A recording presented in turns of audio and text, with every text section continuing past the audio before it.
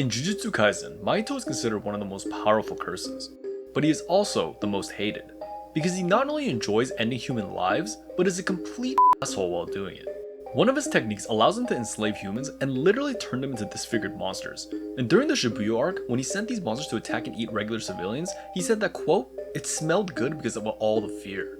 Mahito even at one point ended the lives of not just one, but 3 of Yuji's friends right in front of him, all while continually mocking Yuji, and in various fights between the two, Mahito's goal was to completely break Yuji's will. However, even though Mahito is so strong, when he is pushed to his limit, his true nature comes out, and he's shown to actually be a cowardly, hypocritical crybaby that only has fun when he can't get hurt. But when he is hunted down by Yuji, Mahito's true nature is exposed. However, what made Yuji hunt down Mahito to this limit? Well, it all started with Yuji's friend Junpei. On the outside, Junpei just seemed like a regular high schooler, but in reality, he lived a horrible life. By the age of 17, Junpei had already been through his parents' divorce, basically had no friends, and was bullied to the point where he had cigarette burn marks on his forehead. Because of the constant bullying and rejection, Junpei basically assumed all people were inherently evil, and he became indifferent to the world, which was the perfect situation for Mahito to take advantage of. Mahito was basically created out of humanity's hatred for each other, and because of his origin, Mahito was a master of manipulating humans. Throughout their interactions, Mahito would prey on Junpei's hatred, sadness, and insecurities, and Mahito was so good at manipulation that he literally murdered 3 people in front of Junpei and somehow convinced them that he wasn't that bad of a guy. By using Junpei's traumatic experiences from bullying, Mahito was able to push Junpei's indifference into hatred, and he gave Junpei the tools to act on that hatred. However, after his meeting with Mahito, Junpei ended up meeting Yuji for the first time. Initially when they first met, Yuji was actually scouting Junpei to see if he had anything to do with Mahito's murders, but through a series of mishaps, Yuji ended up pantsing a teacher that was harassing Junpei, and funnily enough, Junpei appreciated it. Even though Yuji had barely met Junpei, you could tell that Junpei had hated the harassing teacher, so Yuji had helped out. And as a testament to how bad Junpei's life had been, even though they had both just met, Yuji was one of the few people in his life that had actually looked out for him. After a conversation, they both realized they had common interests, and Yuji even went over to Junpei's house to eat dinner. There, Junpei for a moment was able to realize that maybe not all people were inherently bad, and seemed to change his mindset. However, Mahito then intervenes. During the night, Mahito plants one of Sukuna's fingers in Junpei's house, which ends up with a curse taking Junpei's mom's life. This sends Junpei over the deep end as Mahito convinces him that one of Junpei's bullies, Shota, had actually planted the finger. Using the powers Mahito gave him, Junpei knocked out an entire student assembly and proceeded to torture Shota. But before Junpei could land the fatal blow, Yuji intervened. In the ensuing fight, Yuji managed to calm Junpei down, and when Yuji found out Junpei had gone on his rampage because his mom had been murdered, he offered Junpei a new home in Jujutsu High. However, right when this happened, Mahito stepped in and restrained Yuji. Yuji was then forced to watch as Mahito mutated Junpei, and Yuji begged for help from even Sukuna to try to stop the mutation, but both Mahito and Sukuna laughed at him. For Mahito, Junpei had just been a toy, and he tossed away his life with abandon. And as Junpei started to die from the transformation, he grabbed Yuji and said, "Yuji, why?" As Yuji witnessed Junpei's death, he became disgusted at even the thought of Mahito and quickly punched Mahito in retribution. And surprisingly, Yuji's punch actually harmed Mahito because he not only physically hit Mahito, but it also hit his soul. Because of this, Mahito also started to develop a hatred of Yuji, because when Mahito couldn't get hurt, it was all fun and games, but when someone could actually hurt him, he wanted to stomp out that threat.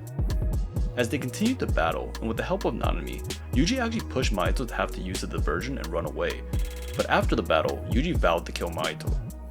Now for Mahito, his main interest in Yuji was that Yuji was Sukuna's vessel.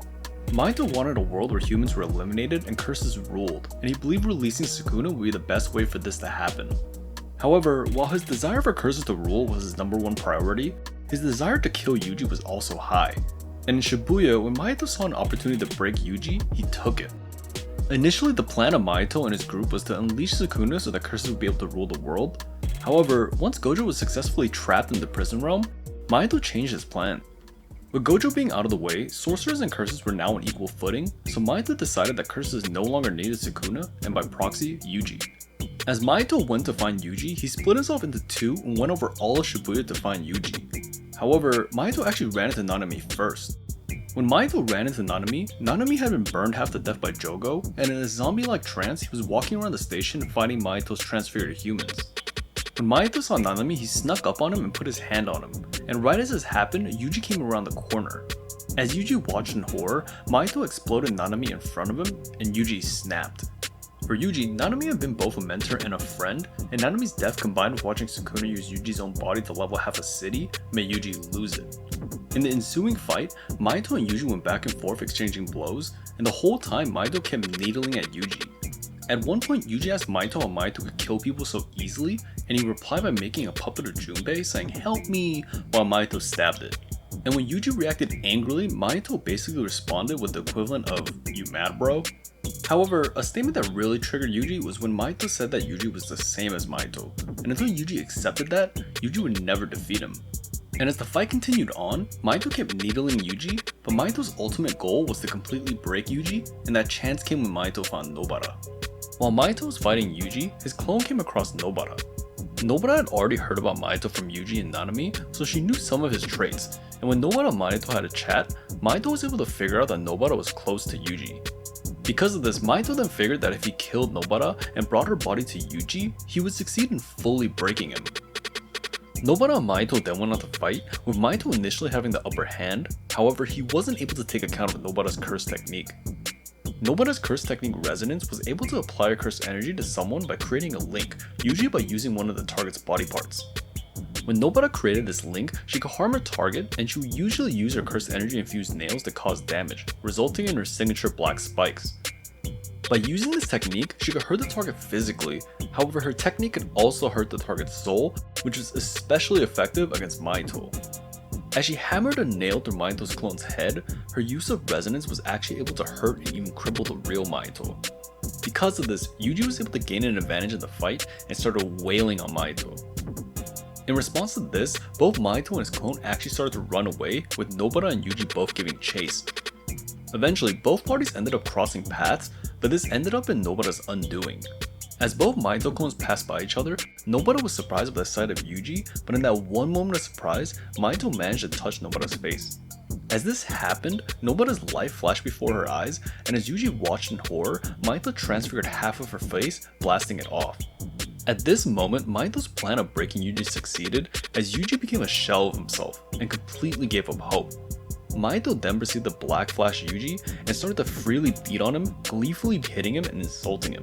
However, as Mahito was about to land the final blow, Todo appeared.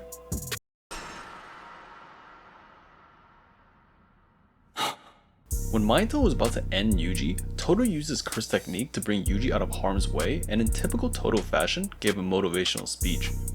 Todo with this speech was able to convince Yuji to continue fighting, saying that as Jujutsu sorcerers, they had to continue moving forward. Gaining a second win, Yuji joined Todo, and the two of them went on to fight Mahito. Initially, Mahito actually struggled in the fight because while Todo's technique of switching was very simple in concept, in reality it was very hard to adapt to.